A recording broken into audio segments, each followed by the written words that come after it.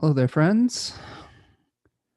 This is Spencer Michaud, and we are talking today about the full moon in Libra 1.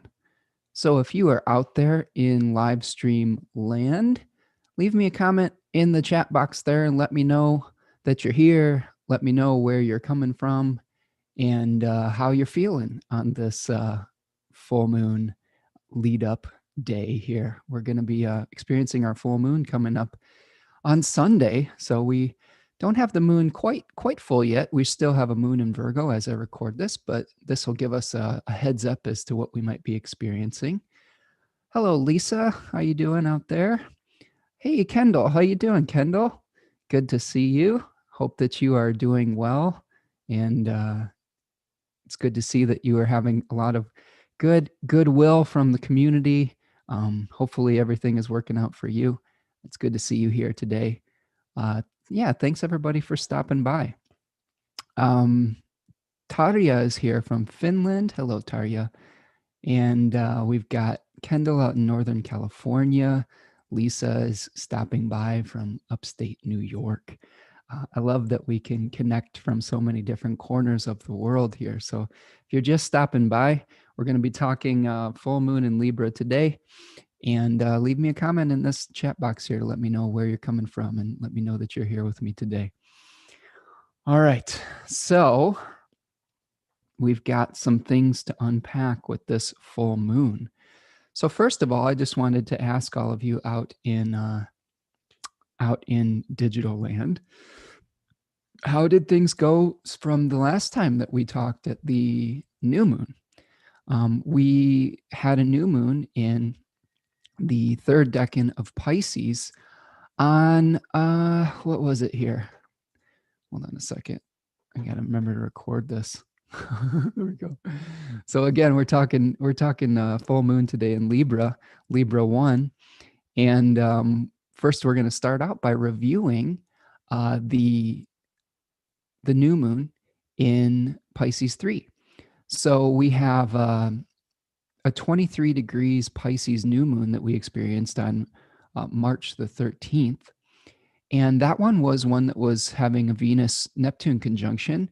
And we had the fixed star Michaud was kind of a prevalent player there. And, we were trying to figure out what kind of things we were going to potentially make a sacrifice for. We were figuring out what was the animating spirit that was leading us to our new sense of purpose. And now that we have moved into Aries season, we are trying to individuate, okay? I'm seeing some nice people dropping in here. Dimfy from Holland is here. Hello. Lunatic Astrology. Hello, Lori. How are you? Says Tarja says she's been a sleeping beauty doing nothing. That's a great way to do a Pisces new moon. I think there's nothing wrong with that. A lot of the times we're, trying to rejuvenate and restore through the Pisces season, where we're letting go of all the buildup that we may have been experiencing through the winter season. And as we move forward here, we are kind of experiencing, an ability to potentially begin to take action on the new thing that wants to be born. Okay, so we know that we started this cycle under an ending point, and we are, probably got clear on what we wanted to begin, where we wanted to put our energy, how we have started to get some clarity as to who we are as individual points of consciousness versus who we are within the collective, and who we are in relationship to that cosmic womb where we are all one. So we've got that Pisces new moon was showing us the oneness, right? And now we are being split and severed into the many. So this is something that I've seen my astrology teacher Achutabhava talk about recently. He's doing a really great series on the beliefs of ancient astrologers, and he has a really good video out there called the One and the Many. So that's one to check out on his channel, Nightlight Astrology. But that's a really important theme, I think, about this kind of back and forth sort of traveling that we do between coming into unity with a collective and then individuating as an individual point of consciousness within it.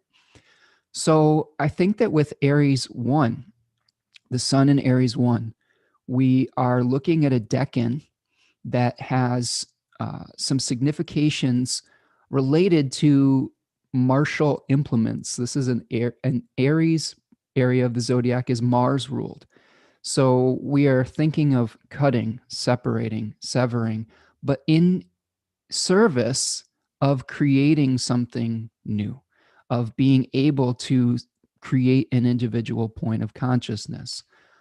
This is different than what we might experience when we see Mars in the sign of Scorpio, or Mars ruling the sign of Scorpio. That energy of Mars is the nocturnal Mars, where we are severing and separating from a body to return to the oneness eventually. Okay. Hey, Susanna, we've got our Finland crew is stopping by here. So I think that that's one thing to start out by thinking that the type of separation that we are trying to enact in Aries is one where we can eventually infuse that individual consciousness into a body to create something new. So we're leaving the cosmic oneness behind to be able to manifest something on this physical realm. Whereas in Scorpio, we've already had this body, we've done the things that we need to do over the summer season, we've grown something, we've harvested something, and now we're returning that body to the earth. And thinking of it in that way has really opened up some new insights for me as far as how I think of Mars, how I think of Aries versus Scorpio, and the difference between those two signs, and the way that Mars may function in a more yang way versus a more yin type of way. This is yang Mars all the way. This is where it is aggressively trying to say, this is who I am. This is what I am not. Okay. So there's this rejection of everything that you are not to be able to create that kind of 100% yes of what you are. Now, this is, we just experienced a cazimi with Venus and the sun too. So if we were to take a look at our chart of the moment here, I want to kind of start breaking this down for you. All right. So here is the chart that we're looking at. Our full moon is going to take place around March 28th, 2:48 in the PM Eastern Daylight Time. Make an adjustment for your particular time zone. And we can see that, Venus is hanging out really close with the sun. We just had the cazimi moment. And if you're not familiar with that term, what that means is that Venus has just become renewed in the heart of the sun. So over the course of the last week, I've been making a lot of videos that speak to the synodic cycle of the superior planets, Mars, Jupiter, and Saturn, and the inferior planets, Venus and Mercury.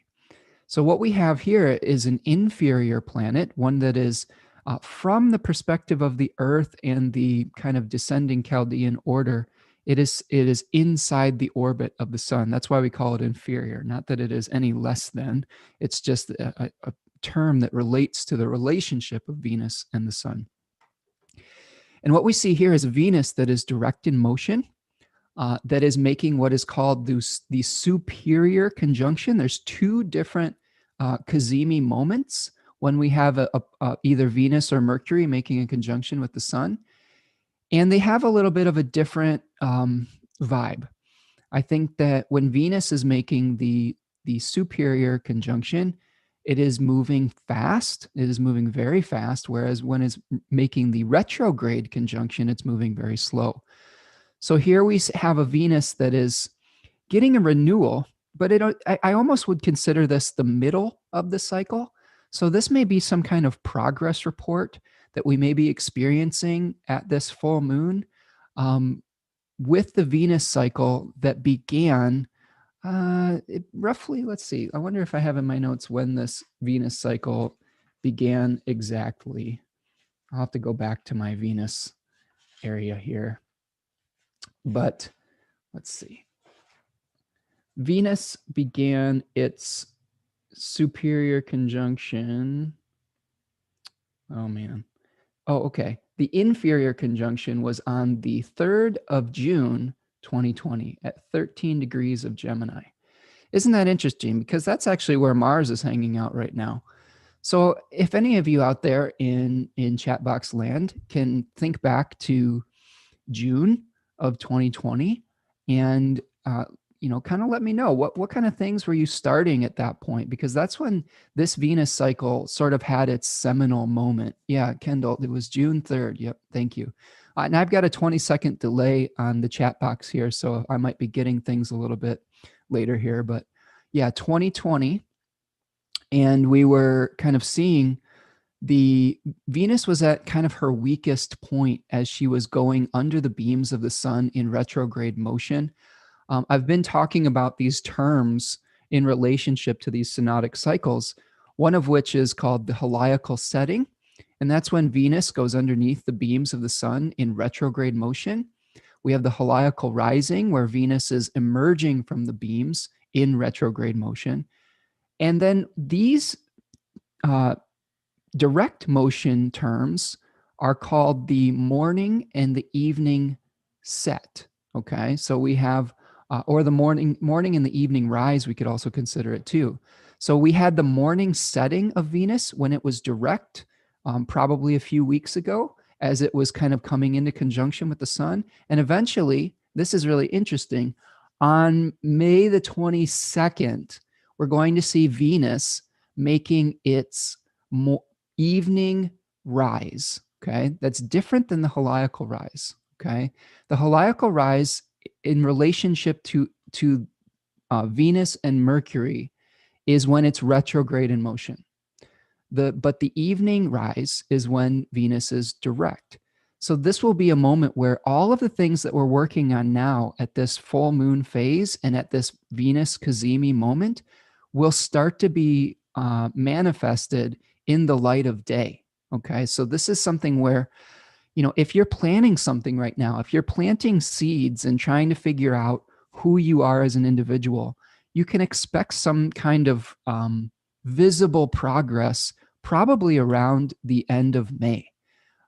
Now, this is interesting to me personally because it's going to be happening at about 16 or 17 degrees of Gemini, which is exactly on my personal Venus in my 11th house.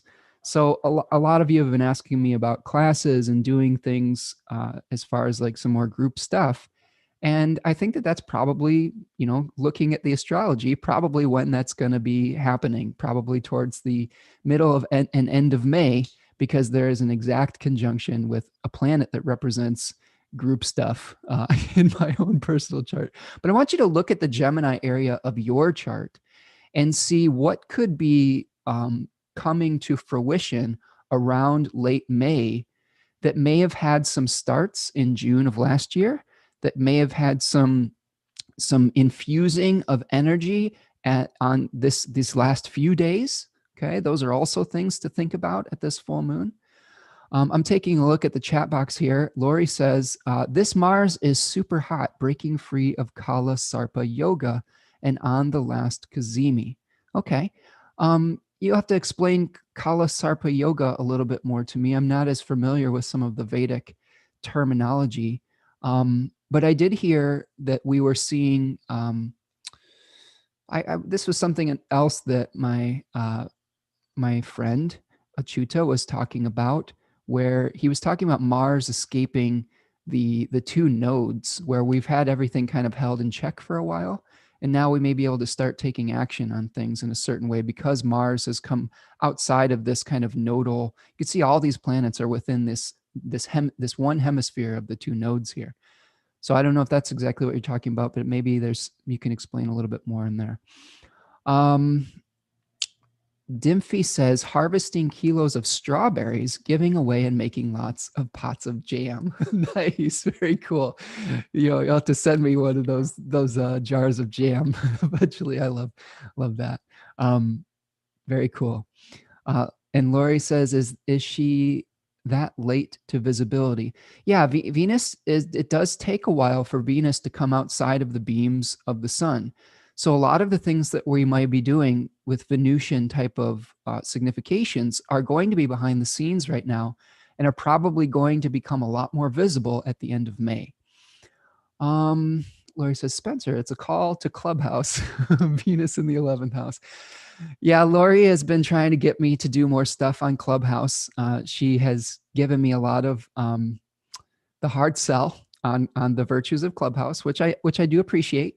She has a lot of enthusiasm about that particular form of social media, and I can definitely see the advantages of doing that. I think it's at this point it's just very simple for me, as I don't know, I've just been doing a lot of things, kind of been trying to carve out my own path in some regard. But Lori, I will say this: some of the significations around the full moon in Libra 1 here do speak to making adjustments when you are trying to carve out your own specific territory to the needs of your community and of your society at large. And I was thinking about that as I was making the notes today, and we were talking a little bit. Um, yeah, no, I appreciate it. Keep bugging me, Lori. I really do appreciate your enthusiasm. She's saying that she's been nagging me about it, but I think that her enthusiasm is well founded, and her heart is definitely in the right place. So I always appreciate when people are sharing something that is really that they've found a lot of benefit in, and are using that platform to help other people. I think that that's when we're at our best. So Lori, I do actually really appreciate you continuing to bug me about it. So thank you for that. Lori says, yes, that's it. Venus started the KS yoga pileup on December 30th. Okay.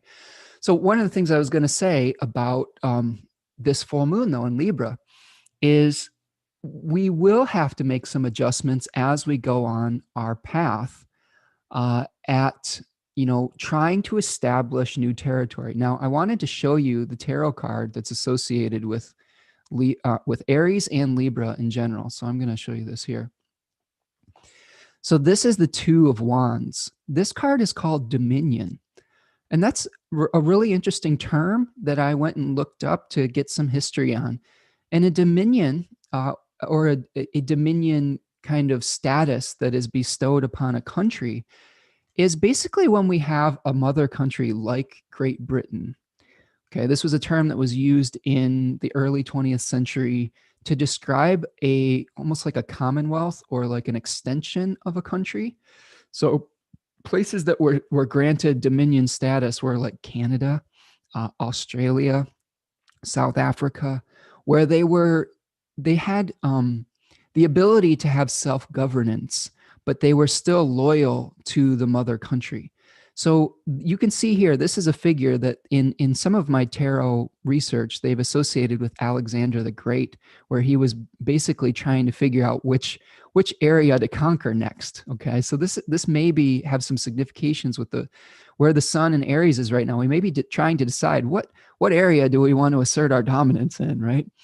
And but we do have to, as we are trying to establish our individual point of consciousness that is different than the mother country or the mother plant, we go through these things where we have to sever, almost like severing the umbilical cord. When I was reading about this decan in Austin Coppock's book 36 Faces, he talks about severing the umbilical cord from the mother, leaving the womb, searching for our own territory. He says, I like this quote. He says, it is the individual yang struggling out of the collective yin. So how are we going to yang our way out of this whole soup that we were in at that Pisces new moon? Now, when we are trying to establish ourselves in new territories, though, we are like a traveler. And this really brings us to our hexagram that I like to talk about, 56. And we'll talk about this more in depth as we go along. But 56 is called the traveler or the wanderer. And there is a story I wanted to tell you about 56. And I guess I'll just write it on the screen here. I'll share my screen again, and we'll draw it, and we'll talk about it. And then I'll get to some of the other parts of the transits that we're experiencing. But let's just keep this in mind when we're talking about all of the things here. I'm going to draw 56. 56, we have fire on top of the mountain. So we always have these trigrams that are stacked on top of one another that give us this kind of essential nature of how nature is functioning. So 56, the wanderer, the traveler, this is where we're leaving home in search of some kind of new establishment of territory. We've established the abundance in 55, where we know who we are. We kind of have a general idea of what our animating principle is, sort of like we experienced through Pisces season. And now we're going to be leaving home and trying to visit new areas, maybe like maybe like Clubhouse for Lori, and like getting me to visit a new area of life and things like that. And trying to establish a presence in these new areas of life. Now, here is the catch, though, because Hillary Barrett, in her really great translation, I-Ching, walking your path, says, what do we bring? What do you bring with you to each new situation? What does this place ask of you? So this full moon, to me, speaks to that situation very clearly. It says, how can you bring your integrity?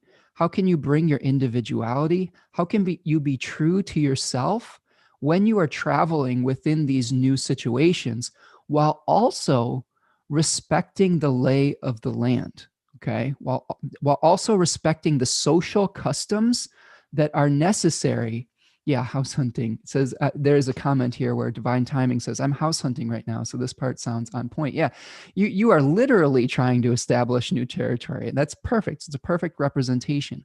So for Divine Timing, for example, when they are looking for their house, how do you respect the customs of the seller, right? How do you respect the customs of the real estate agent, of the banks that you have to work within to like get the loan, to get the mortgage? What kind of negotiations do you have to make with the seller or the bank or the real estate agent themselves to bring this new situation into birth? These are sort of like birthing pains. And I think that when we are trying to establish new territory, it's very important that we understand this new place that we're in. There's a story that they were telling in regards to this hexagram, and I'll read it to you because it was very interesting. It says King Hai was the king of a nomadic group, a nomadic culture, and they stopped to pasture their animals in a land called Chi, okay, or I guess it's Yi, and that translates roughly to change, okay. And when they were in this new land, they were welcomed by the local people, and they were provided for, but everything was going smoothly until King Hai did this elaborate dance. He was kind of like saying, okay, I'm just going to do my thing in this new place without understanding the customs of this new place. And he did this dance for their ruler, and inadvertently seduced the king of that land's wife. She was very taken by King Hai, and this other ruler of this land they were visiting was very upset by this and had King Hai, the visiting king, executed. And King Hai lost his herds. The people fled. It basically came to disaster because he did not respect the customs of that land that he was visiting. So this is a warning where when we are trying to establish ourselves, we do have to realize that we are still part of a society, that we are still part of a community. And even though we are, kind of doing this kind of, here I am, and this is me, take it or leave it, kind of thing, we also are still part of this group and this society. And there is a balance that has to take place with that. Okay. I'm looking at the chat box here. Lisa says, the process of reproduction is a violent one. We are always going through a cycle of nourishment, rest, and growth, followed by violent cutting away and separation. Yeah, perfect. That is very true. Again, when we study the I-Ching and we study things like Taoism and other, traditions, we see that we are living cyclical life, and we go through birth and death, and And just because we are ascending in one period of time does not mean that we won't come down off the mountaintop eventually. And we can see with this hexagram, this is fire or clarity on top of the mountain, which is stability. Now, that was an interesting type of way of thinking about this. And in the translations, they were speaking about how a forest fire jumps from one area of the mountain to the next. It isn't really stable. It's just kind of jumping from one thing to the next. And that's how they got some of these traveling significations, because fire catches. And this could be our enthusiasm is catching, but at any moment that fire could burn out. And we have to kind of respect the fuel that we are trying to burn up, and see if we can establish something that can feed that fire, okay, that enthusiasm over the long term rather than just on a temporary whim, right? Okay, so that's the hexagram that we were looking at. And the final note I said on that was balancing staying true to yourself while adjusting to your surroundings. And Lori is pointing out, if you're listening, don't forget to hit the like button to help my algorithm on the channel. That is very true. I always appreciate those of you who are helping to establish the algorithm by commenting, hitting the like button, and all of those things. Lori is very good at understanding how to help with, I don't know, brand awareness and like, increasing the way that you can get your vision out into the world. And she's been giving me some nice advice on that. So I wanted to thank her for that. All right. So let's get back into some of these nitty gritties here. So I'll erase this. Any questions on that hexagram while I'm still on that kick here? We're getting some nice comments in the chat. I appreciate all of you being here. I always like doing these. These are fun. So one of the things before we move on is I did want to point out that in this particular full moon, we do have a fixed star that is prominent. So in addition to Venus hosting the moon, okay, we also see the moon hanging out on this fixed star called Diadem. And Diadem is in the constellation Coma Berenices. And Coma Berenices is this kind of, there's this experience where Berenices was the wife of a kind of an Egyptian or an early Greek pharaoh or emperor, where Ptolemy III, if you want to be specific, where he went off to war. And she was very concerned about his return from war. And she sacrificed her hair, which was kind of a status symbol, to Aphrodite for the safe return of her husband from war. So a lot of the significations with this fixed star have to do with sacrifice, having to do with devotion to a cause or to a group, maybe some kind of humanitarian act as we are trying to establish our individuality. So there may become a situation where you really do have to make an adjustment to the self-directed vision that you've been putting a lot of energy lately into. And I think that that's something that could come up in our experience as we move into the weekend and in the week ahead as well. Kendall says, do you have a favorite book you recommend for someone who wants to start studying the I-Ching? That is a great question, Kendall. What I have is the first book that I ever started studying the I-Ching was the Illustrated I-Ching by I believe, what is the name of that author? R.L. Wing was the author of that book. And that was the first book that I got. And then what I got was an app on my phone called the I-Ching app. And they allow you to purchase a number of different. So I have about about 8 translations where I can do a reading on my phone, and I can look at 8 different viewpoints on that translation. So a couple that I really like, and I was recommended these 2 books by Achutabhava. I-Ching, Walking Your Path by Hilary Barrett is one that is very thorough and where she asks a lot of focused questions. The Complete I-Ching with Alfred Huang, Huang, is a good one. I really like R.L. Wing's work. His work is very clear. I have the I-Ching workbook of his on here. One that I rely on a lot is I-Ching by Brian Arnold, and a guide to the I-Ching by Carol K. Anthony. So that's a pretty good list that will you be able to start with. Divine Timing says the classic Richard Wilhelm version. Yes, that is another great one. That was one of the original translations of the I-Ching into English from the original Chinese. So that is a great way to go as well. Okay, hopefully that is helpful. It is a great app, and it keeps all these questions organized. I do an I-Ching reading every morning to kind of like just see what the energy of the day is going to be like, and that helps me practice with this. I've started really examining each of the individual trigrams as well, and writing those down in my journal. It's really important to keep a journal when you are doing stuff like this. I would say that a lot of people ask me how I remember all of these details, because I have a pretty good sticky memory for details. And I will say that my method is this: I keep a journal every single day, and in the margins of my journal, I write the aspects for the day. I write all of the different divinatory systems that I pull. And I pull a number of things, maybe too many, but I do it because I want to practice using those oracles. I pull 2 tarot cards a day. I pull an I-Ching.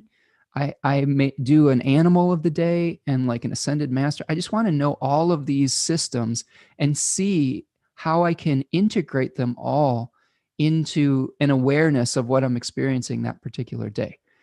And for example, today I pulled, what did I pull in my journal? Oh man, you can see the impression that left on me. Like, I pulled the Hanged Man reversed for my tarot card, and the Six of Pentacles reversed. So maybe having to, reverse my perspective on something, to have a different idea of how I give resources out into the world, or how I receive, which is some significations of the Six of Pentacles. How many yards is my margin? That's hilarious. It's crazy. It's a little excessive, but I'm intense. I'm an intense person, and that is just a way that I kind of have an outlet for this energy.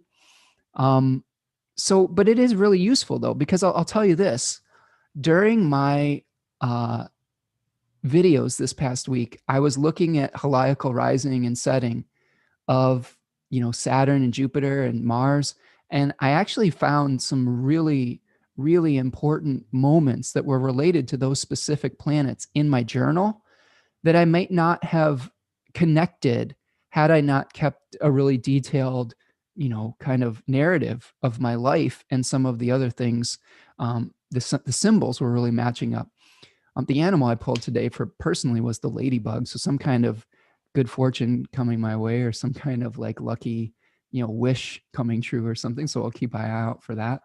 I actually pulled an animal for this video today, and I got the deer, which talks about using gentleness and, using your intuition as your guide as you move through this new territory.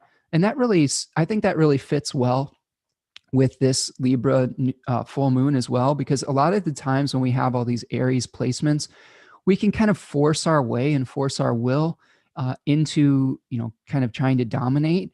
And I think that having a little bit of balance and gentleness and really respecting, trying to meet someone where they're at can really help.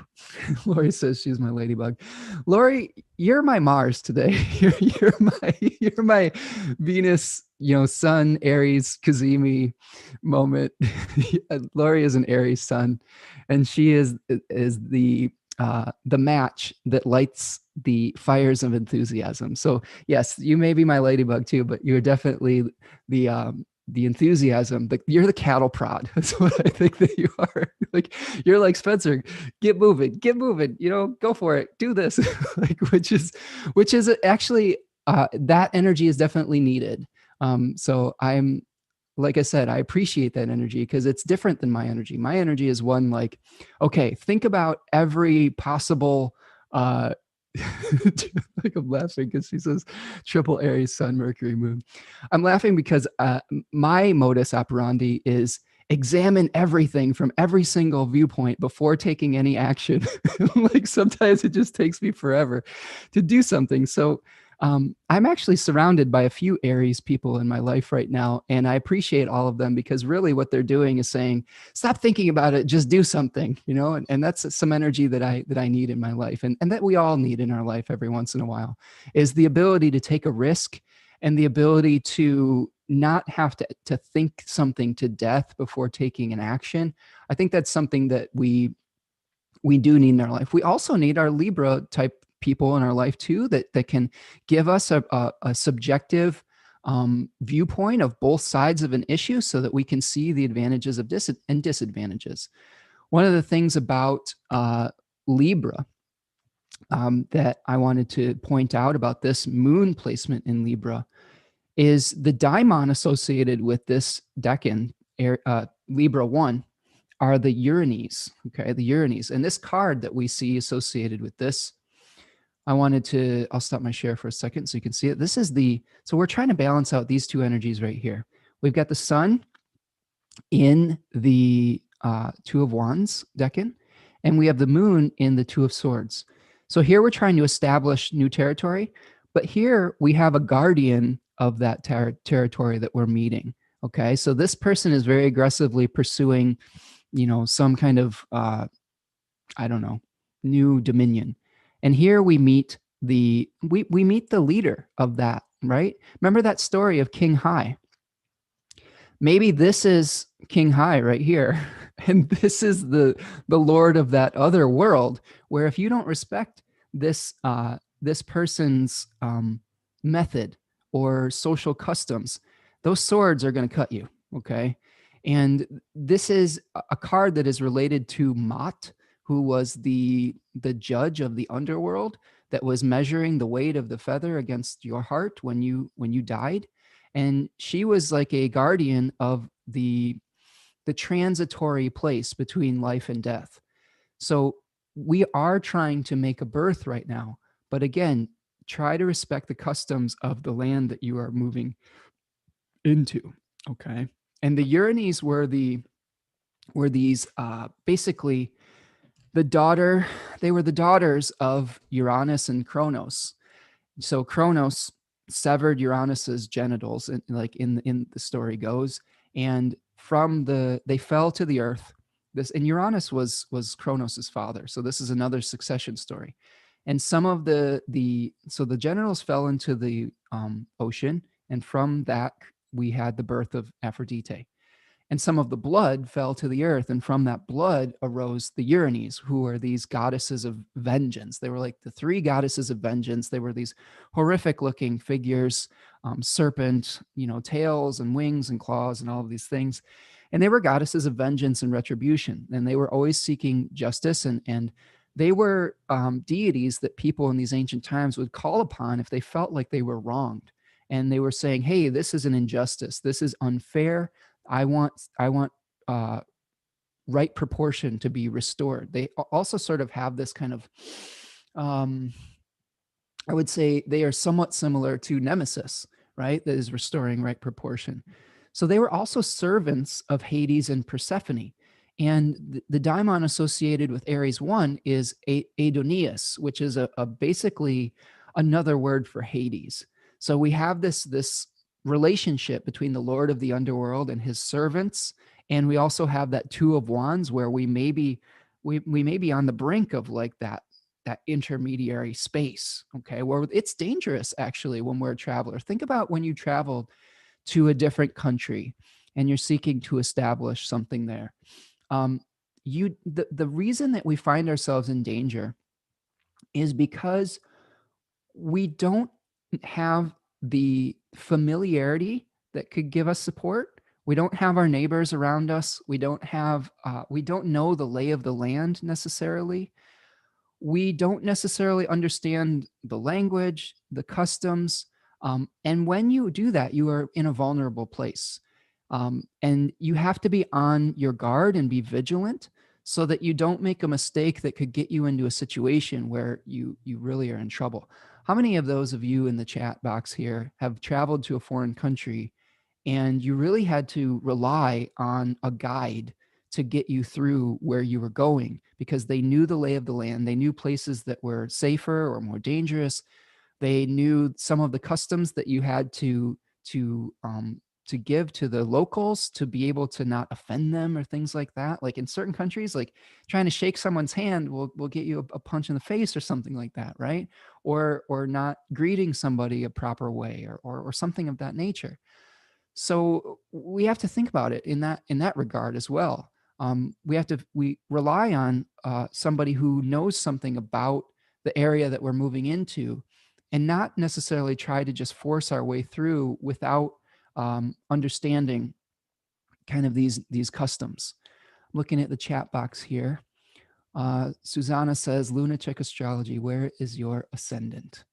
Do you mind me saying, Lori? I know your ascendant, but I'll let her answer that question if she's still here. Lisa says I could use that. I'm assuming maybe some balance or some initiative energy, probably in Lisa's case. You tell me. Taria says there will be super Venusian full moon. Venus is in her own bounds. I'm thinking how Mars will be shown. That's a good question. Let's go back to our chart and let's look at what Mars is doing, because definitely Mars is part of our conversation here. Okay, so just to wrap up the Uranus, we may experience some kind of pushback or retribution if we don't respect the law of the land as we are pushing out into the new territory. Okay, now let's take a look at Mars here, because Mars is hanging out in Gemini. It just recently made a conjunction with the North Node, so we're really seeing an increase in martial tendencies. We do have, and Lori says she's an Aquarius ascendant. Yes, exactly. And I believe she has Saturn in Aquarius in the first house as well. Correct me if I'm wrong on that. But we have Mars here in a sextile with this lunation, right? It is in a trine with the moon and is in a sextile with the sun. So Mars is going to be in a decan that was associated with maybe feeling the pain of duality, feeling the pain of too many choices. Mars in this decan and in this sign in general is asking us to make some choices. And when it's moving through there, Mars always severs and separates. So to create this new and establish this new territory, we're probably exploring right now. We're probably saying we could go this direction. We could go this direction. We could go over here. We could start this and start this and start this. And one of the things that we really need to try to establish is that we can really only manage a certain amount of things at one time and really expect to do that thing well. It's not that we couldn't do all these things at the same time. We could try, but by scattering our energy in too many different directions, we may lessen the quality of whatever we're trying to establish. So if you have something in your heart right now, if you have a vision in your heart, it's important right now to stay the course on that vision. And Lori, this is one of the reasons why I've been so I don't know, slippery when it comes to Clubhouse, because I have like a vision about what I'm trying to create, and sometimes I have to like say, no, I can't do that today because I've got this thing that I committed to internally. Like in my case, I've committed to making a decan video for every time a planet ingresses into a particular decan. And it's not that anybody is necessarily asking for it. It's just that in my heart, that is something I said, I want to do this and I want to be timely with it. So it's more like I'm trying to stay true to myself. But again, as I'm going through this, I'm realizing I got to respect the needs of the community, the needs of and the customs of the people that I'm serving. So yes, I will participate when I can. But again, we have to make choices sometimes. And there are times when we have to say no to a path that may pull us out of, or may pull us off of our chosen path. Like last week, Lori was asking me to do a clubhouse thing last week, and I had just gotten done doing 6 decan videos in a row, and I had another one due that day, and I was just so tired that the thought of talking to strangers was just like, I just can't do it. I just don't want to talk at all today. And it was just like I just needed a day that I just wasn't on stage.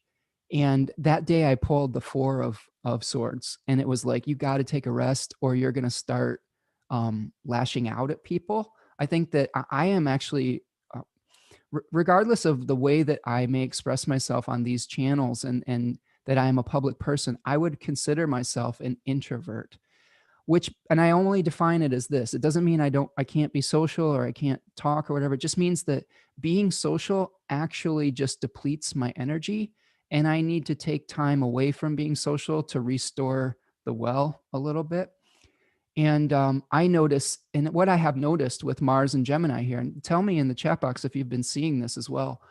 When I get too tired, when I get too overwhelmed, I start to get really sarcastic and I start to get really snippy with people. Like I had a group meeting the other day that I started just getting really like, I don't know, I just started to become an a-hole. And it wasn't, nobody did anything to like make me mad or anything. I was just super, super tired, and I just couldn't, I had lost all of my grace. Do you know how it takes energy to be graceful? And like all of my like snarkiness was just coming out. And at that point, I realized it was happening. And hopefully this is something that a lot of you, this was when Mars was on the North Node too. Hopefully all of you can catch yourself in this moment. You can say, you know what? There's just too much going on. I I need to take a time out and a break so that I don't injure the people that I'm trying to bring together. Because, like, for example, I have Venus in Gemini. So generally, I'm usually pretty good about being a harmonizer when it comes to disparate viewpoints and things like that. But yeah, Lisa's saying I get very short and unaccommodating when I need time alone. That's the same thing for me. I went mute in this group that um, I usually I usually talk a lot, and it was a little uncomfortable because people expect me to talk a lot in the group and kind of somewhat be a leader in the conversation. And when I went mute, it was like kind of awkward, and like, and other people were trying to figure out what to do next. Um, but I had to just say, you know what? I just need to take a time out. I need to take a little bit of a break.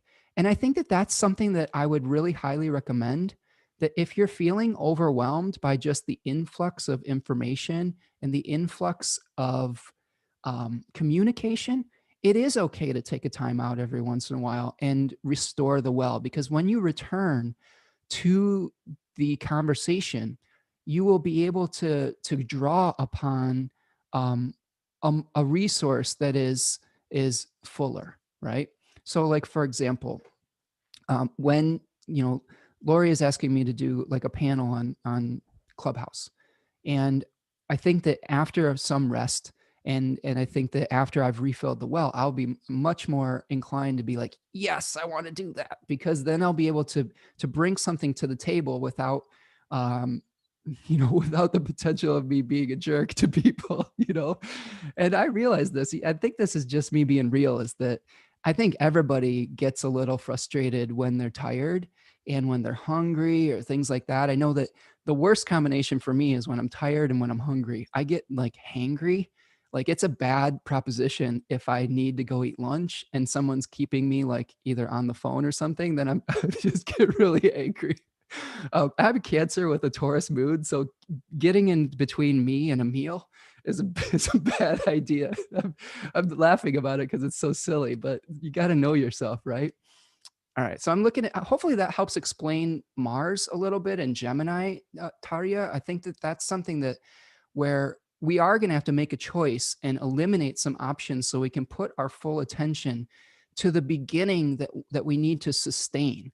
over the course of my previous Aries 1 videos with the Sun and Venus, there was a lot of things that were coming up in the I-Ching about not always just starting over and starting over and starting over, because that's an Aries tendency, is we want to start in one area and then we lose our steam and then we're like, oh, that doesn't interest me anymore. I need to start over again. Well, I would encourage you to make a start, but then to sustain your endurance for that start and not just get constantly distracted by something shiny that is new in a different direction. All right, so I'm looking at the chat box here. It says that, okay, I'm looking. Susanna says, Lori's planets are in the 3rd house. Yes, she has a lot of Aries energy in the communication house. So I do trust her instincts when it comes to learning how to communicate with the collective. Dimfy says, I find it very difficult to do just one course. My mind wants to explore and investigate. That's what makes astrology so nice. Yeah, and I'm with you, Dimfy. I think that I, with my mercurial planets, with my Gemini planets and my Virgo planets, I do try to hold a lot of information all at one time, like I do here, but I try to integrate it. And I do have to know when to say when, and know that if I do spread myself too thin, the quality starts to suffer. So I think that it is okay to do a few things at the same time, but I think that it's a mistake that we make in our modern society that encourages us to do all of these things at once. And I'm a little bit old school with that, because I really do think that it's not that we can't have our, multiple plates spinning. It's that we just, in that particular moment, it's important to have your full presence and your full attention to the one thing that you're doing in that moment. So here's an example. If you're going to let's say you want to, I don't know, say you're eating lunch, turn the TV off, or turn, like, don't try to talk on the phone while you're eating, because the conversation, you may not be able to get the words out because you're trying to chew, right? See what I'm saying? And you'll enjoy that food a lot more if you say, I'm going to eat for an hour and then I'm going to call my mom or my dad or my friend, instead of being like, hey, everybody, I'm going to chew on my food, right? And try to talk to somebody. So that's kind of the example there. It doesn't mean that you have to abandon every path. It just means that be present in the moment to really find, I don't know, the essence and the quality of what you're doing.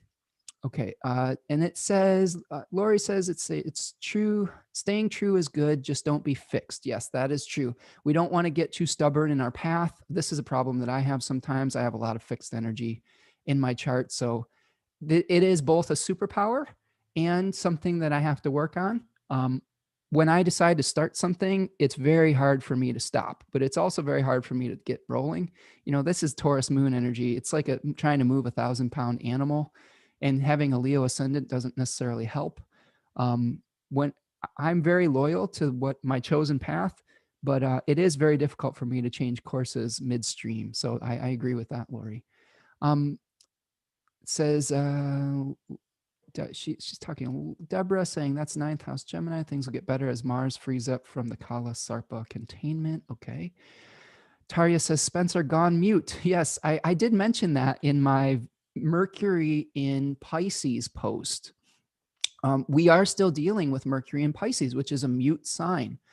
And it is more challenging and more difficult for Mercury to communicate verbally in the water signs in general. And I have Mercury in Cancer, retrograde in the 12th house natally. So it's always an effort for me to turn my insights and my intuitions into words. And that's why I have to pause every once in a while to think about what I want to be able to do.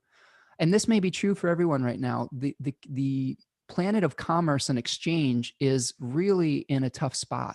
It's in a spot that it is very uncomfortable, and it's fallen and it's exile. So just getting the words out and getting the communication going is probably a challenge. And we saw the square between Mars and Mercury recently as well. Okay. Susanna says, this full moon will conjunct my Uranus in the 10th, Venus Cazimi in the 4th. We are repainting my daughter's room. Okay, cool. So yeah, new start in the home, right? And that is something to look at with this lunation. and the Cazimi in general. Look at the Aries part of your chart and see where something wants to be born. Susanna says she didn't go mute. Well, let's see. I'm glad to hear that. I'm glad that people are still able to communicate and it's not just me. Lisa says, Spencer, I get very short and unaccommodating when I need time alone. Yes, I agree. I am there with you. Lori says, it could be your sun placement, Spencer, that makes you a natural hermit. Yes, I get grumpy too when overstretched publicly. Yeah, it probably is. My moon in the 10th house near the midheaven draws me into public situations, whether I like it or not. I do think a lot of the times my preference is to be a hermit because I do have the sun in the 12th house. So it's a constant battle between those two impulses in my life, getting drawn into, sharing and things like that, which is fine. I'm learning that that's part of my service in the world, is not to just hoard my knowledge, but to share it with the world. Tarya says, not technically now, meaning that he did not want to speak no more. Okay. I'm getting behind in the chat box here. Divine Timing says, yeah, I made a mistake like that recently. Some conversations may be better to wait when you aren't burnt out and cranky. Definitely. Sometimes you could say, hey, I got to have a timeout. It's time for me to take a break. Let's revisit this later for sure. Tarya says, so Venus and Moon could receive too much. Yes, I would agree with that.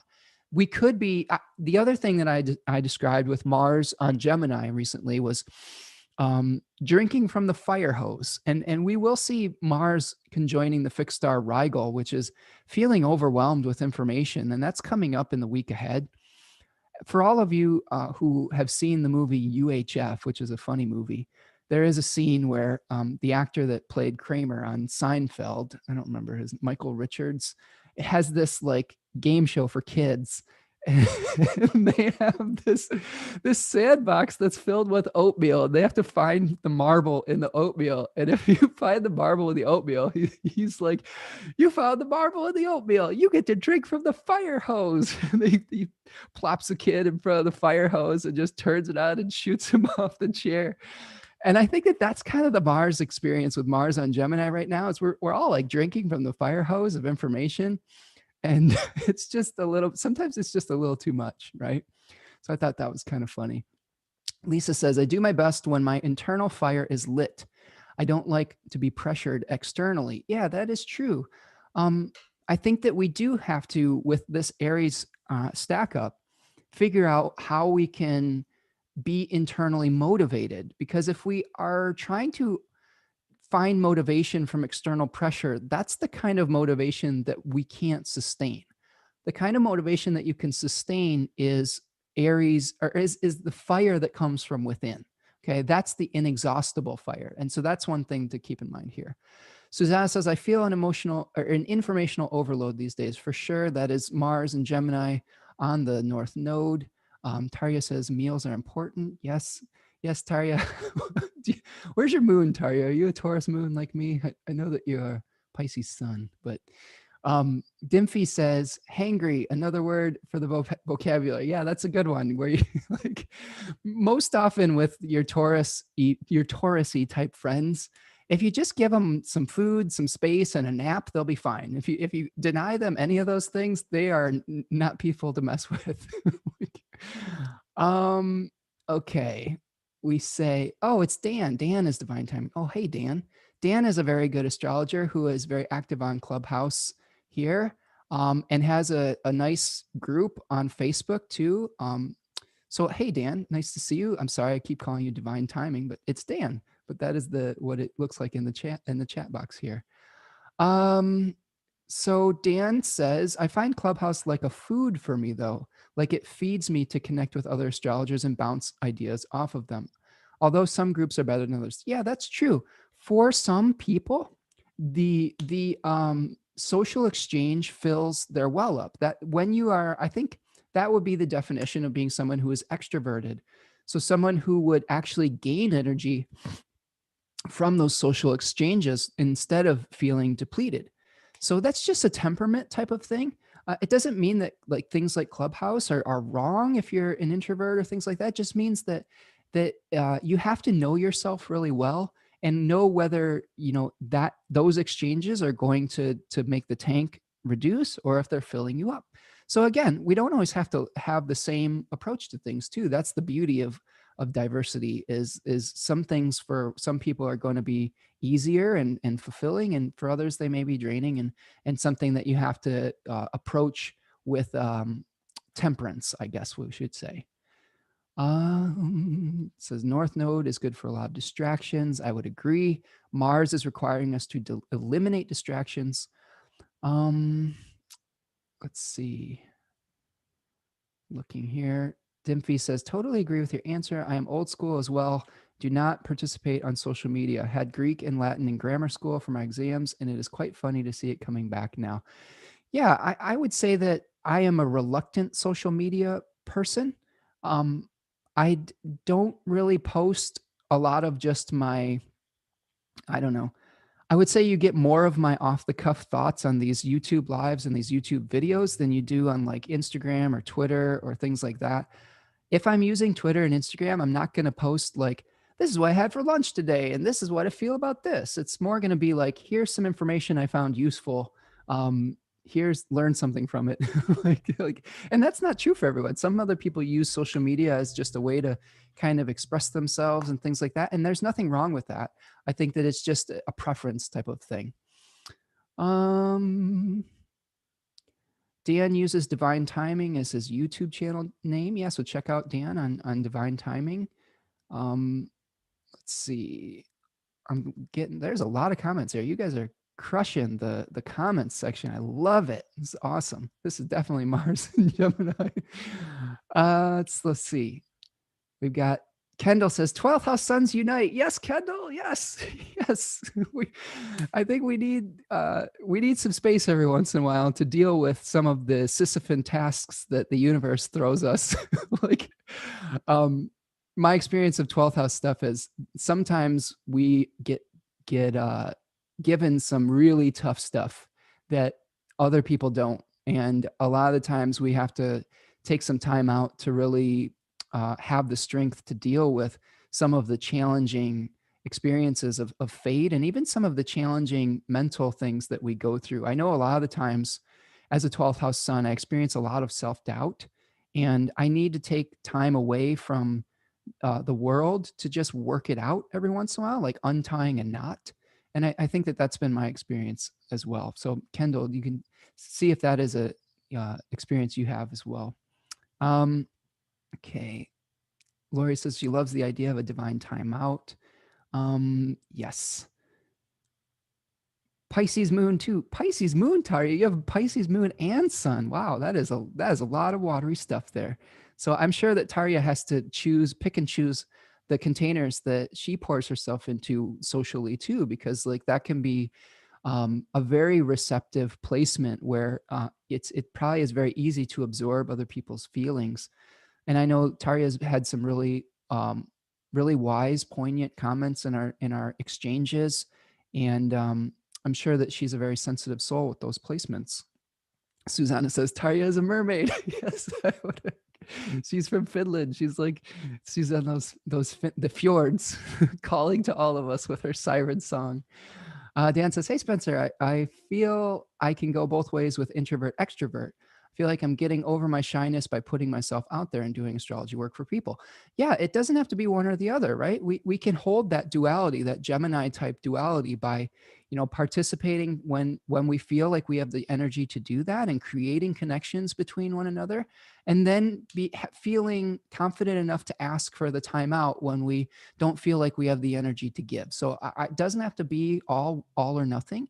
We can try to have a balanced relationship with being social and with social media and with these kind of group exchanges versus taking time to be alone. And really, that's probably some of the themes of this full moon as well, is balancing out our need to be individuals with being social. Dimfy says, YouTube is social media as well. Yeah, that's true. This is social media. Look at all the interaction we have here. Lisa says, after putting out 85 hours of content per week, maybe I need a break. Yeah. Are you talking about me or about you? I feel like I've been putting out 85 hours of content per week.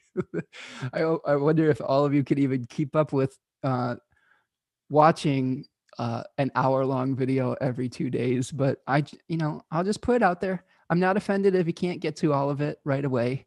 I'm just, what I consider it, what I'm doing is creating an archive. And I am, oh me, yeah. I feel like I'm creating an archive and trying to teach as well as give people a heads up to be able to deal with the passing transits.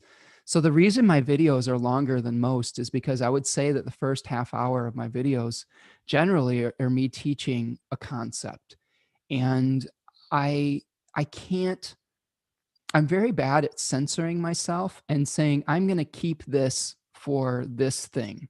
I don't like doing that because I feel like I don't know what I can and can't say if I'm like, I'm only going to teach this to these amount of people or whatnot. So I just kind of, whatever I find over the course of my explorations, I'm just share it. And um, I appreciate all of you being there for it. I appreciate all the comments and watching the videos, hitting that like button. I really am very much appreciating all the donations I've been receiving through Buy Me a Coffee. That model has been working very, very well for me to feel this validation for doing that work. So thank you so much for those of you who have bought me a coffee or a tea or a smoothie or whatever. And that is really something that really helps sustain me doing this work and helps me to have time to do it as well. Because by putting all this stuff out there and the research and stuff, it is time consuming, and I do have bills too. So thank you for that. I really want to say thank you. I appreciate that. Suzanne says, you really have done a lot of videos lately, Spencer. Hard work. Yeah, I would say that I've been really experiencing the trine between Mars and Saturn over the last week. There was a point last week where um, while Mars was applying to a trine to Saturn, there were probably about 6 or 7 decanic changes. And the way that I've decided to do videos is I would do a video every time a planet changes decans, not signs. So that's every 10-degree section. And it just so lined up that, there were 6 of them that happened all in the span of like 5 days. And I just had to kind of pick and choose which ones I was going to do. And I ended up doing all of them, but it was a real Herculean effort, I guess. And it was exhausting. But this week, for example, there's only 2 decanic changes. So you'll see me doing this video here and then maybe a few videos in the coming days. So it's not consistent, and I do get breaks every once in a while. Okay. What I want to do now is I wanted to, and thank you so much for all of your comments here. This is a great exchange. I really love the interaction that's going on here today. This is why I do these live streams, so I can interact with all of you and not just feel like I'm howling into the void all the time. So what I want to do now is I want to take us forward to the first quarter phase. And the first quarter phase is going to happen on the 4th. Okay. So here we see the first quarter. I'm sorry, the last quarter. And this is the other kind of lunation that we'll experience before we get the new moon in Aries. So this is happening at about 14 degrees if we of Capricorn and Aries. So here, the last quarter moon is always when we have a square between the sun and the moon. This is disharmony between the lights.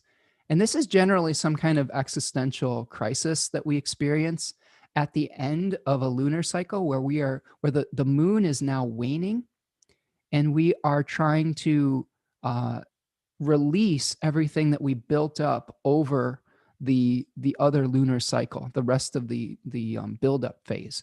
So we're hitting over this weekend the peak of that phase where we're getting the manifestation of what we started at the previous new moon. We'll see the fruiting or the flowering of what we've been going through. And at this last quarter moon, we're probably going to have some challenges bringing something into form and understanding the blueprint that we're trying to craft over the long haul. We can see the 3 of Pentacles energy here. And oh yeah, Lori's gonna take off. She's got some things to do, people to see. All right, thanks, Lori. Thanks for stopping by. Take it easy, and we'll see you on Clubhouse and on your channel, Lunatic Astrology. Check her out; she's got some good stuff there as well. So, just came back to the last quarter moon phase. This is a decan where we are trying to build, and the second decan of Aries is about trying to govern this new dominion that we've created. So we may have some challenges with trying to create within this new territory that we're carving out for ourselves. And the moon is in its exile in Capricorn. So there may be we may be working a little bit too hard. We may feel a little overworked at this last quarter moon. We may be a little tired. We may be neglecting some of our body. Okay, this could be a point where we're neglecting our body in service of this new start that we're trying to get out into the world. So just take care of yourself at this point. Try not to get too conflicted about the plan, and be flexible, I would say, too, at this last quarter moon phase, where when we are making a new start, we do have to like make adjustments to the blueprint and to the plan that we're trying to put out there as well. Okay. The other thing that I noticed with that last quarter moon phase is the sun will be on Alpheretz, which is a star that is both in Andromeda and in Pegasus. So there's some dual significations with the sun on Alpheretz of potentially a damsel in distress type of energy in relationship to Andromeda, or this kind of energy of speed and freedom if we associate it with Pegasus.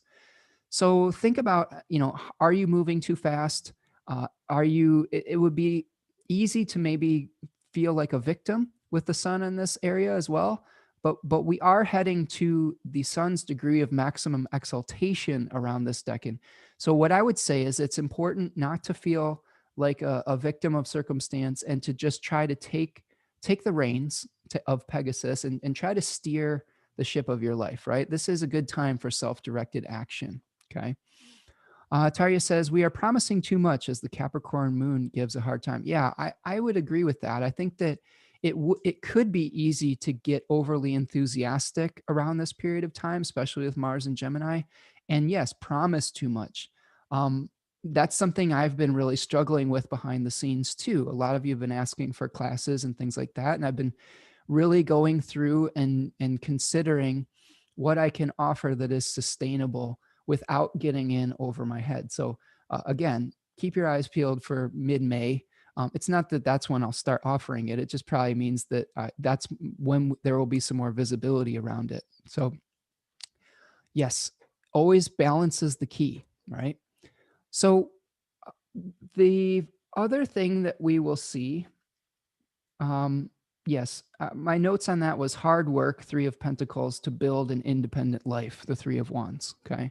Definitely this will be a hard work phase. Let's see here. I'm going to show you one more thing, and then we'll start to wrap up for the day, okay? As we move forward, and I will do another live stream on this in the coming weeks ahead, we will see the new moon happening at 22 degrees of Aries right here on April the 11th. Okay, April the 11th at 22 Aries. Hold on, I guess I could just go. There's this handy dandy search feature that really helps us here. I guess it's yeah, April 11th, Sunday, April 11th at around 10:30 p.m. Eastern Daylight Time.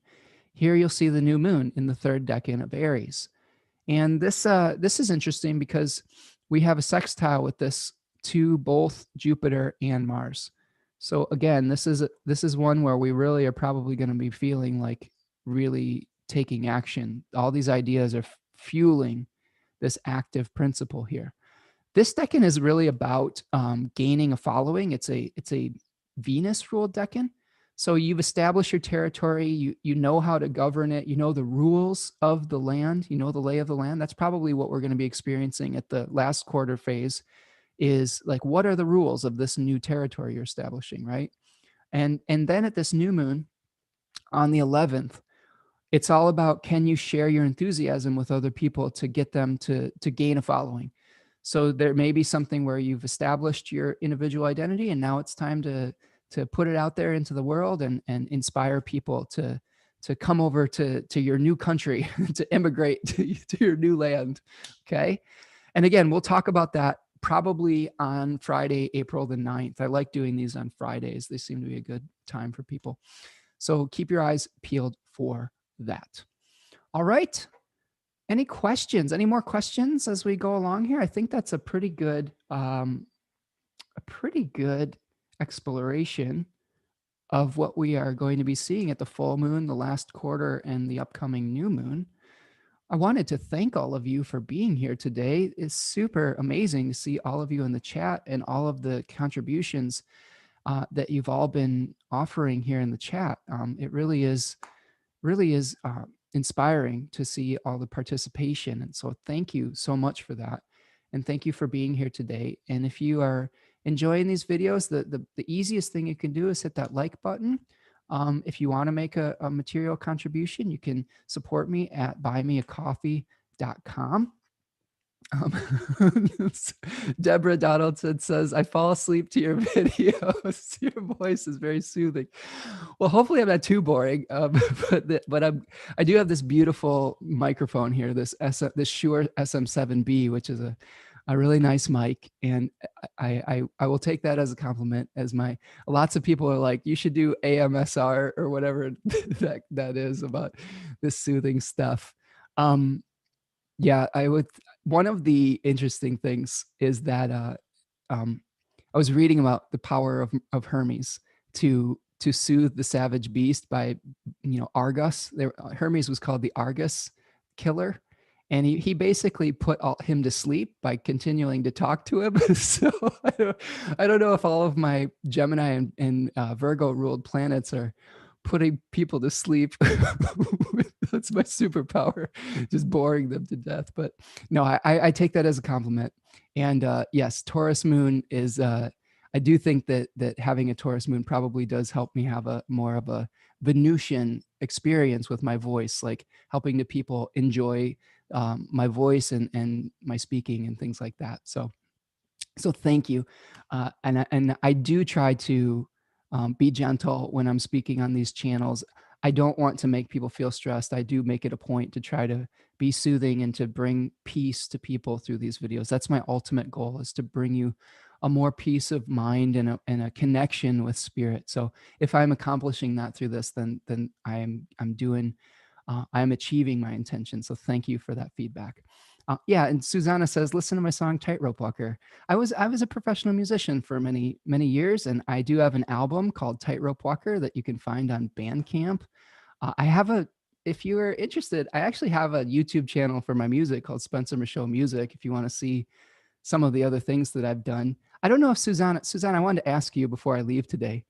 Did you hear the album version or a live version? Because the album version is it's kind of like a 70s Elton John layered Beatles type of thing. And I'm curious if you heard that version, because it's like a sonic landscape. So if you haven't heard the album version, check that out. But again, I wanted to thank all of you for being here today and for participating in the chat. Yeah, I'll leave a link in the channel here. Hold on a second for all of you if you want to check out Spencer Michaud Music and the Bandcamp thing. It's on my. Oh, you did hear the album version. Good. I'm very proud of that song, actually. That took a lot of time to make, and it was many years in the making. I also have a SoundCloud with some of my non-published songs that you can check out as well. But here, I'll put a link to it. You can find links to that on my website too, on spencermichaud.com. That is actually a good place to find my music as well. Here you go. I'll just copy this here. You can see this in the chat box here. Sorry for those of you who are listening after the fact. That's my Spencer Michaud music channel. And then I will leave you a thing in the chat box for my SoundCloud. Yeah, check that out, because I've got some cool songs on there. I've actually been getting the itch to do some music again, to be 100% honest with you. I think that that's what I felt at my Kazemi moment. And we're getting off track here, but that's okay. I At the Kazemi moment, I wanted to tell you this story before I go. And if you all have somewhere to be, that's fine. I know I'm long-winded here. Like, um, at the Kazemi moment, I have a guitar student, and he brought me a song he wanted to learn, and it was John Denver, Country Roads. And I just was listening to that and just feeling, um, I was just feeling the beauty in his tenor voice, and I was playing my guitar again, and like it was uh, it was something that I really missed, and so that may be something that you see coming again in the weeks and months ahead, is maybe a recommitment to doing some more of my music, because over the pandemic, to be honest with you, one of the things that I have um, that has been prevalent for me is that my family is just in the house all the time. Have you all had this experience?